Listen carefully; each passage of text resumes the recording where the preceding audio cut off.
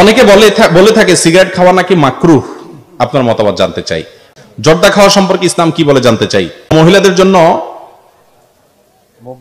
মুখ ঢেকে রাখা পর্দার অন্তর্ভুক্ত কিনা, করমার্দন করে বুকে হাত দেয়া জায়েজ আছে কিনা, সালাত পড়াকালীন সিজদার সাথে সিজদার স্থানে না তাকিয়ে অন্যদিকে তাকালে নামাজ হবে কিনা, ভিতরের নামাজে দোয়া কুনুত না পড়লে সালাত হবে কিনা, পুরুষের মাথার চুল কাটার পদ্ধতি কি রকম হতে পারে জানতে চাই। একজন হুজুর ওয়াজে বলেছেন হারাম খেলে নাকি ইবাদত কবুল হয় না। কতটা কতটুকু সত্য, কতটা একেবারে পুরোপুরি মিথ্যা না। তবে হারাম খেলে দোয়া কবুল হয় না এইটুকু হাদিসে অবশ্যই আছে। আমাদের দেশে বেশিরভাগ মানুষ মনে করে আগে পয়সা কামায়নি, পয়সা করি কামানো হয়ে গেলে এক সময় হাজির সাহেব হয়ে যাব, দায়টাই রেখে মসজিদ মাদ্রাসা দিব, মাহফিল দিব, সবাই মার হাওয়াটার হাওয়া দিবে। আমি যে আকাম কুকাম করে পর্যন্ত আসছি এটা তার পাবলিক জানবে না। পাবলিক না জানলে কি হয়েছে, আল্লাহ জানে কি জানে না? অতএব আল্লাহর চোখে দুলা দেয়া সম্ভব না। যারা মনে করেন যে আকাম কুকাম করে পয়সা করি করে শেষ বয়সে হাজি সাহেব সাইজা যাবো, গাজী সাহেব সাইজা যাবো, বা লেবাস পোশাক লাগায় ফেলাবো আর আগের গুলো সব ঢেকে যাবে, তারা বোকার স্বর্গে বাস করছেন। আল্লাহর কাছে কোনো কিছু লুকাইত না। এই জন্য হারাম যে খায় তার দোয়া কবুল হয় না। এবং হারাম দেহ, হারাম খায় যে দেহ গঠন হয়, নবী সাল্লাল্লাহু আলাইহি ওয়াসাল্লাম বলেছেন আন-নারু আউলা বি, ওই দেহ জাহান্নামে যাবে, সেটা কখনো জান্নাতে যেতে।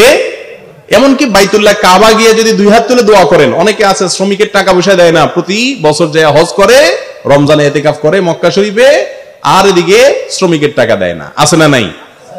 এই হজ দেখে আল্লাহ রাব্বুল আলামিন হয়তো হাসেন।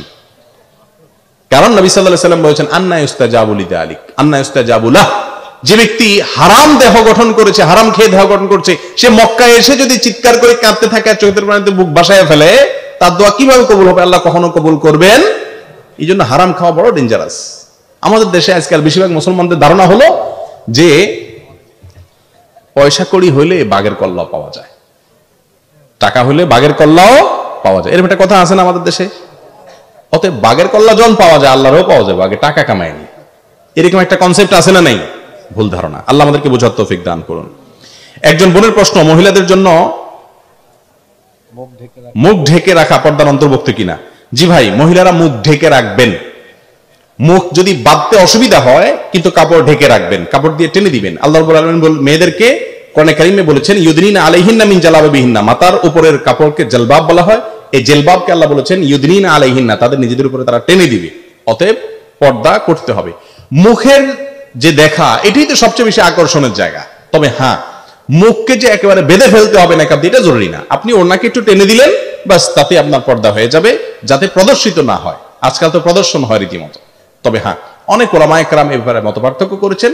কিন্তু এই যুগে যেখানে পশু পাখি পর্যন্ত নিরাপদ না, 6 বছরের মেয়ে নিরাপদ না, 70-80 বছরের বৃদ্ধা নিরাপদ না, সেখানে একজন যুবতী মেয়ে নিজের মুখমণ্ডলকে খোলা রাখবেন এবং সমস্ত আল্লাহ তো বলেছেন ওয়ালা ইয়াবদিনা যিনাতাহুন্না, সৌন্দর্য প্রকাশ করবে না।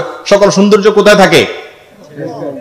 আপনার নাকফুল বলেন, কানের দুল বলেন, তারপরে আপনার মেকআপ বলেন, সব মুখে করে বেশিরভাগ। তো অতএব আল্লাহ বলেছেন এটা প্রকাশ করবে না, অতএব এটা প্রকাশ না করার ভেতরেই কি কল্যাণ। এরপরে প্রশ্ন, করমার্দন করে বুকে হাত দেয়া জায়েজ আছে কিনা। হাত মিলানোর পরে বুকে হাত দেওয়ার কোন শিক্ষা ইসলাম দেয়নি। অনেকে আছে যে হাত মিলানোর পরে অটোমেটিক কি করে, বুকে হাত দেয়। এটা কোনো দরকার নাই। এটা কোনো কোনো ক্ষেত্রে অতিভক্তি করে, সবসময় না, কোনো কোনো ক্ষেত্রে অতিভক্তি, আর অতিভক্তি লক্ষণটা কি না, ভালো না। অতএব বুকে হাত দেওয়ার দরকার নাই। হ্যাঁ, 2-1 সময় হয়ে গেছে, এটাতে কোনো অসুবিধা নাই, কিন্তু মুসাফার সাথে বুকে হাত দেওয়ার কোনো সম্পর্ক নাই। সালাত পড়াকালীন সিজদার সাথে সিজদার স্থানে না তাকিয়ে অন্যদিকে তাকালে নামাজ হবে কিনা। নামাজ হয়ে যাবে, কিন্তু উচিত হলো নিজের নামাজের এরিয়াতে তাকানো, ডানে বামে না তাকানো, কিন্তু নামাজ হয়ে যাবে যদি অন্যদিকে তাকায়। ভিতরের নামাজে দোয়া কুনুত না পড়লে সালাত হবে কিনা। আরবের অনেক উলামায়ে কেরামের নামাজ হয়ে যাবে, কিন্তু ইমাম আবু হানিফা রাহিমাহুল্লাহ সহ অনেক উলামায়ে কেরামের ভিতরের নামাজে দোয়া কুনুত ওয়াজিব, যার কারণে ভিতরের নামাজ ইচ্ছাকৃত ভিতরের নামাজে দোয়া কুনুত না পড়লে ভিতরের নামাজ আদায় হবে না। এই মত অনুযায়ী পুরুষের মাথার চুল কাটার পদ্ধতি কি রকম হতে পারে জানতে চাই। পুরুষের মাথার চুল হয় রাখবেন আর না হলে কাটবেন। রাখার পদ্ধতি 3টা, কানের লতি বরাবর, কাঁধ বরাবর, আর একটু বড়, জুম্মা, লিম্মা, ওয়ফরা, 3 ধরনের চুল রাখা যায়। আর যদি কাটেন, ছোট করেন, তাহলে পুরা মাথার চুল ছোট করবেন সমান করে। কিন্তু মাথার এখান দিয়ে কয়টা চুল রাখলেন, এদিক দিয়ে চাইছে ফেললেন, এদিক দিয়ে একেবারেই 0 মারলেন মেশিনে, এদিক দিয়ে একেবারে বড় বড় আপনার তাল গাছের আঁশের মতো এরকম অনেক ফুটবলার রাখে কি রাখে না? তো এদের দেখে দেখে আমাদের অনেক যুবকরাও রাখে, আছে না নাই? এটাকে হাদিসের ভাষায় বলা হয়েছে কাজা। কাজা পরিপূর্ণভাবে হাদিসে নিষেধ, এভাবে চুল কাটা জায়েজ না, এটা হারাম। এগুলো হলো একরকমের মাতলামি। এই যে এখন দেখবেন কানে দুল পরে ছেলেরা, আছে না নাই? আবার ওই যে নাকেও পরা শুরু হয়েছে, আমাদের দেশে কম, ওই পশ্চিমা দেশগুলোতে আছে, নাকের মধ্যে কি লোহা একটা বলে থুয়ে দেয়। তো এই জন্য বললাম কত রকমের মাতলামি পাগলামি যে দুনিয়াতে হবে কিয়ামতের আগে, সবচেয়ে উত্তম স্টাইল হলো মুহাম্মদুর রাসূলুল্লাহ সাল্লাল্লাহু আলাইহি ওয়াসাল্লামের স্টাইল। আল্লাহ তাআলা সেটা আমাদেরকে ধারণ করার তৌফিক দান করুন। জর্দা খাওয়া সম্পর্কে ইসলাম কি বলে জানতে চাই।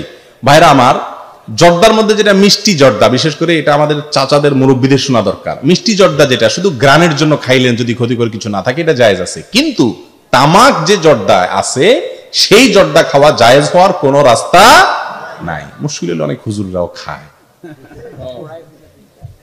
কোথায় থুতু মারবো, নিজের গায়ে আসবে, কিন্তু উপায় নাই।